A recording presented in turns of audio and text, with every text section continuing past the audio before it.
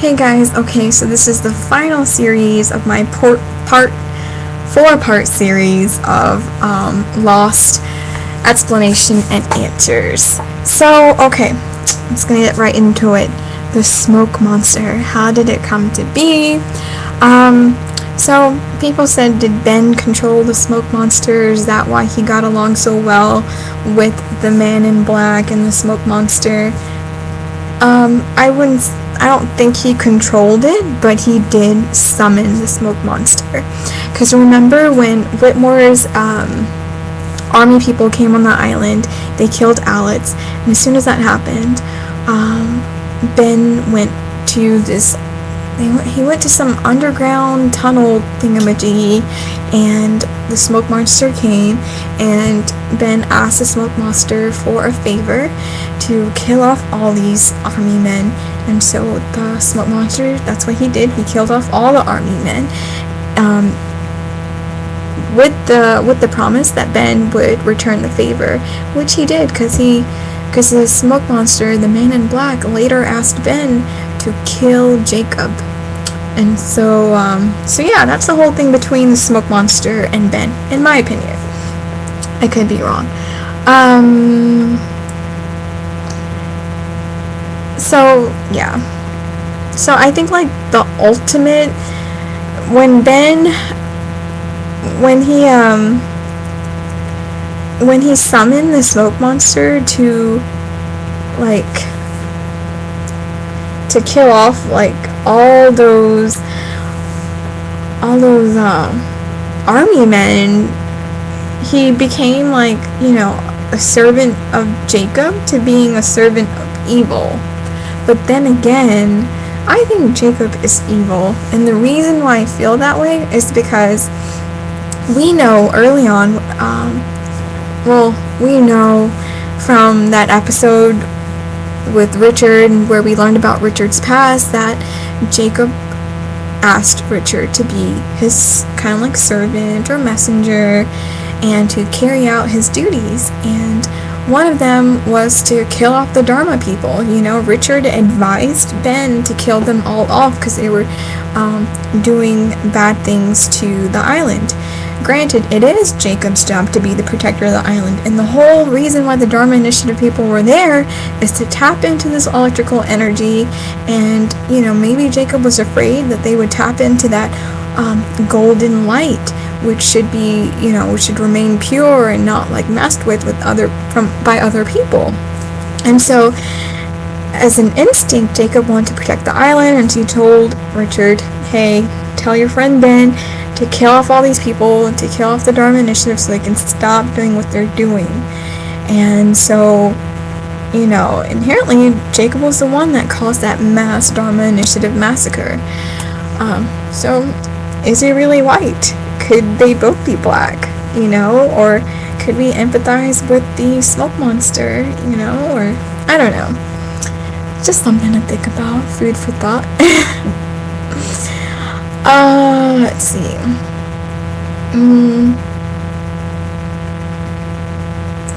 Yeah, so like, the whole Jacob thing being evil, you kind of have to I don't know, it could be true, because look at his mom. What did she do? She slaughtered an entire village of people that her son was living with. And as soon as he started getting close to those people, she killed them all, and filled up that hole that the man in black made to tap into that energy to get a piece of that gold light, I guess. So Jacob is evil, y'all. He's not white. he's evil. So and I love the symbolism throughout Lost. Remember that time when Jacob had that glass flask with wine, and there was a corkscrew in it, holding, keeping the wine in, and Jacob was explaining that think of the wine as bad black energy, and we don't want it to escape, and so you have to plug in the corkscrew so that the black energy can stay in and to keep the world safe. And he turned the flask upside down. That's very symbolic, because what was holding that gold energy in, was a little corkscrew cement thing. As soon as it was removed, the wine spilt, or, the island was being destructed. And once it was back there, it was contained. So I like that symbolism a lot. Okay, what else? So I don't know if I talked about the cut. Yeah, I did. I talked about the cut. Eloise. She is a very mysterious character, right?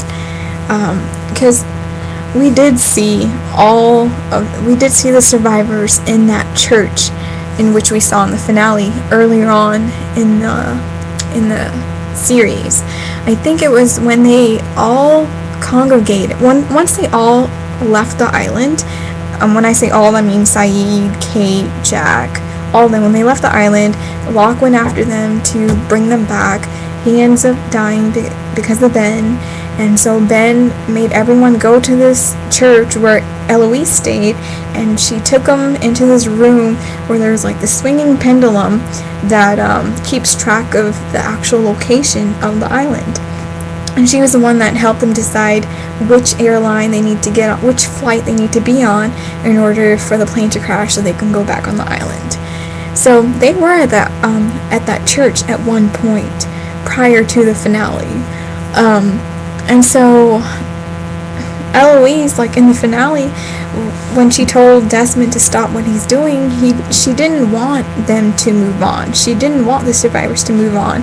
The reason why is because her son was, obviously dead. She had guilt. She had lived a life knowing that she would kill her son. And she didn't want him to leave her. She didn't want him to let go. And so she loved having her son around and didn't want him to leave. And she knew that once Desmond triggers that memory in Faraday, he would move on. He would eventually move on once all the survivors, die off. And she didn't want that because, she was the one that killed her son. Remember that episode?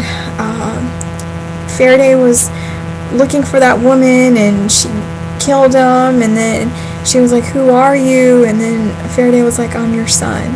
And ever since, she lived with that guilt, knowing that she killed her own son.